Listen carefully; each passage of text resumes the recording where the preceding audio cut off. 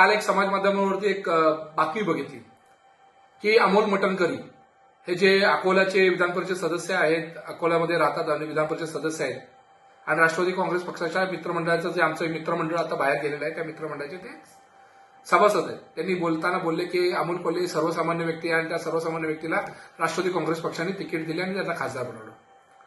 आता कदाचित त्यांना स्मृतिभंग झाला असेल, अमोल कोल्हे साहेब हे सर्वसामान्य व्यक्ती आहेत का? अहो, अमोल कोल्हे साहेबांनी राजा शिवछत्रपतीच्या माध्यमातून घराघरामध्ये शिवछत्रपतींची भूमिका आजच्या पिढीला म्हणजे आमच्या मुलाबाळांना पोचवण्यामध्ये, त्यांना शिवाजी महाराज कसे असतात, शिवाजी महाराजांची देहबोली कशी होती, असं वास्तववादी चित्र जे दाखवण्याचा चांगला उपक्रम केला तो अमोल कोल्हे साहेबांनी नितीन चंद्रकांत देसाई साहेबांच्या माध्यमातून केला.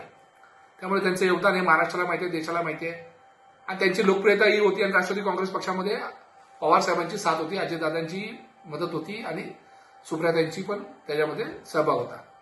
आता त्याच्यामध्ये कुणाच्या साथीने पाडणार बोलतात तर दिलीप वळसे पाटील साहेबांच्या. दिलीप वळसे पाटील साहेबांना त्यांच्या मार्केट कमिटीमध्ये दत्तात्रय म्हणजे निकम साहेबांना पण पाडता आला नाही. ते निवडून आले आणि ते आता विधानसभेला पण निवडून येतील.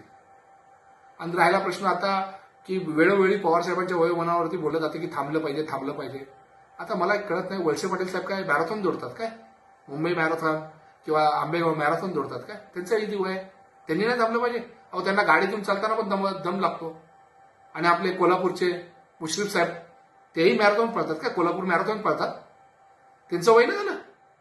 त्यामुळे वयाची भाषा कुणी करू नये. आणि दुसरा विषय म्हणजे आता आम्ही बोलत नाही, अजितदादांचंही पण वय 60 झालं, पण ते 60 जरी झाली तरी ते एकदम 7 वाजता 6 वाजता उठून काम करतात. कारण की पवार फॅमिलीमध्ये ते वेगळ्या प्रकारचं रसायन आहे.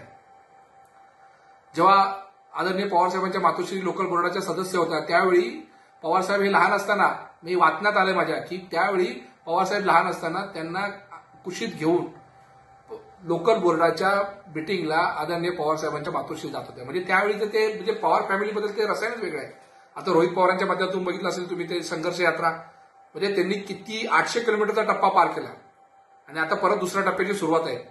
त्यामुळे थकवा हा विषय पवार फॅमिलीला बिलकुल म्हणजे त्याचं गणिमतच नाहीये. आणि काय आहे की ह्या सगळ्या विषयामध्ये हे अमोल मटणकरी बोला किंवा तो आमचा कारकून सूरज बोला यांनी आपल्या अवकाशापेक्षा जास्त बोलू नये ना. आणि अमोल कोल्हे साहेब निवडून येतील आणि इथं त्यांनी वेळ जरा मुंबईत वेळ दिला ना तर नगरसेवक पण आमचे चांगले निवडून येतील.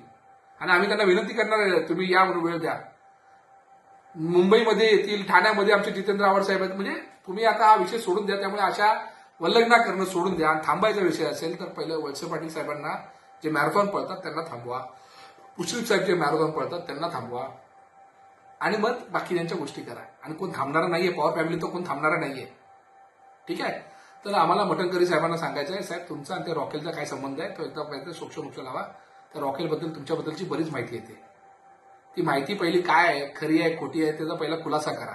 तुमच्याच अकोला मतदारसंघ, अकोला मधले तुमच्याच ग्रामपंचायतीला तुमचा पराभव कसा झाला हे सांगणाऱ्या रंजक कथा आहे. त्यामुळे पहिले ग्रामपंचायत निवडून आणा, नंतर अमोल कोल्हेंना पाण्याचं स्वप्न बघा. एबीपी माझा, उघडा डोळे बघा नीट.